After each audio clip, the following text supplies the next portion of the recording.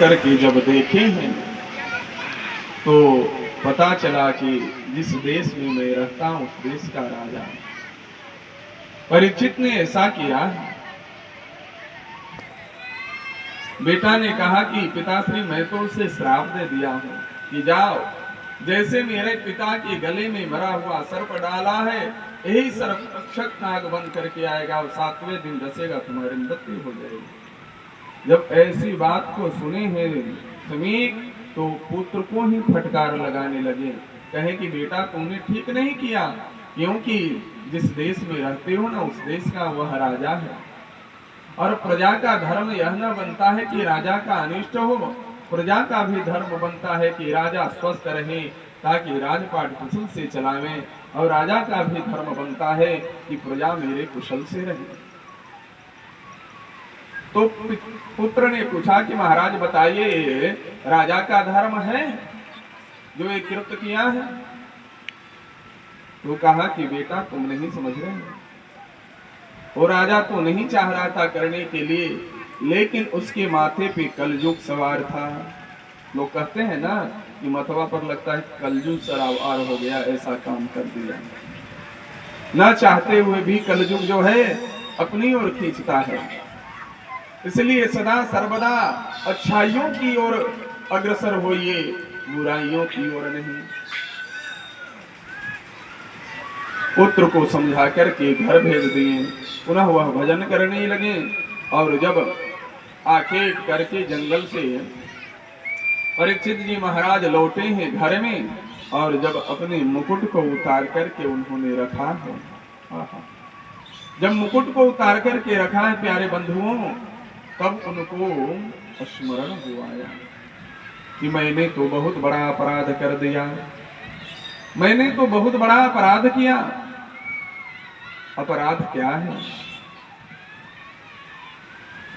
संतों के गले में मरा हुआ सर्प मैंने डाला, मुझे तो अभी है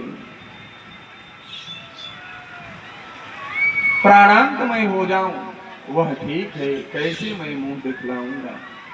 ये अफसोस उनको होने लगा। देखो गलती हो और गलती का भान होने लगे तो समझना कि आप क्षमावान हैं। परीक्षित जी को लगा कि मैंने तो बहुत बड़ा अपराध किया, जैसे उतार करके रखा है, स्मरण हुआ है, अब क्या करें। इधर श्राप भी मिल चुका है, लेकिन 7 दिनों का समय मिला कि 7वें दिन अपने मुक्ति का उपाय अनुपाय ढूंढ लो। हर व्यक्ति के जीवन में 7 दिन, इतवार सोमवार मंगल बुध बृहस्पति शुक्र शनिचर पुनः इतवार, यही 7 दिन है ना जी। हमारे आपके जीवन में 7 दिन है, 8वां दिन नहीं है, और यही 7 दिन में सब कुछ करना है, पढ़ाई लिखाई ब्याह शादी, बेटी का ब्याह बेटी की विवाह, धर्म कार्य सब कुछ करना है। इसलिए प्यारे बंधुओं अपने सतत मार्ग पे जो हमारे पूर्वाचार्य जी ने कहा और पूर्वाचार्य जिस मार्ग को बतलाया उस मार्ग का अनुसरण कीजिए, अनुसरण कीजिए। महाजनों जैन गतः शपन्था, जिस मार्ग से हमारे महापुरुष जन चले उस मार्ग पे आप चलें, आपका परम कल्याण होगा। परीक्षित को यह वरदान मिला, श्राप भी मिला, आशीर्वाद भी साथ में मिल गया कि आप भागवत की कथा सुनो और वही कथा से आपकी मुक्ति होगी। अब कथा सुनने के लिए अब दौड़े दौड़े चलें। किससे सुनो? कोई योग्य होना चाहिए, विरक्त हो, विप्र हो, वैष्णव हो, विरक्त हो, वैष्णव हो, विप्र हो, ये सब लक्षण वक्ता के बतलाए गए हैं। लेकिन अब तो विरक्त कम ही है, अब तो कंपनी बंद हो गया। स्वामी जी इतना संस्था खोले, 100 200 विद्यार्थी उस समय पढ़ते थे, उसी में से 2-4 विरक्त संत निकलते थे, समाज में कथा वार्ता सुना के भगवत अनुगामी लोगों को करते थे, भगवान से जोड़ने का, उनके चरणों में पहुंचाने का कार्य करते थे। लेकिन अब तो नारा हो गया है सरकार के द्वारा भी कि हम दो और हमारे दो। तो प्रकट करने वाले कह रहे हैं कि नहीं, ये तो अधिक है, हम दो और हमारे एक गो ठीक है। तो एक को जानते हो शास्त्र में क्या कहा गया है? काक वंद्या, एक संतान वाले ठीक नहीं है, कम से कम दो तो रखना। तो हम दो हमारे दो का नारा सरकार भी लगा देंगे।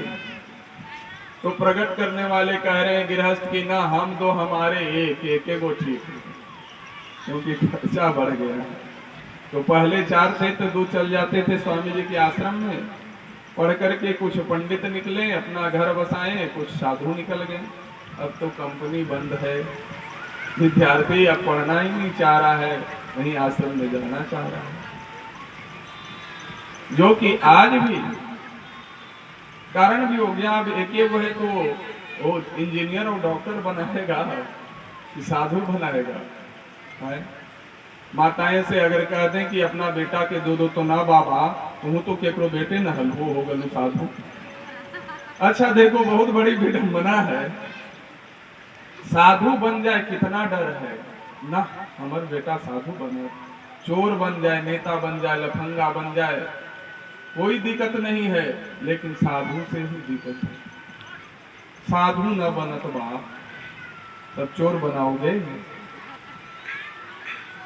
आज साधु में तब तो व्यास मंच पे बैठ करके गायन कर रहा हूँ, आप सब सुन रहे हैं। आज स्वामी जी कितने महान पुरुष संत साधु निकले, हजारों हजार विद्यार्थियों को पढ़ाएं, कितने को प्रोफेसर बनाए, कितने को मास्टर बना दिए। ऐसे ऐसे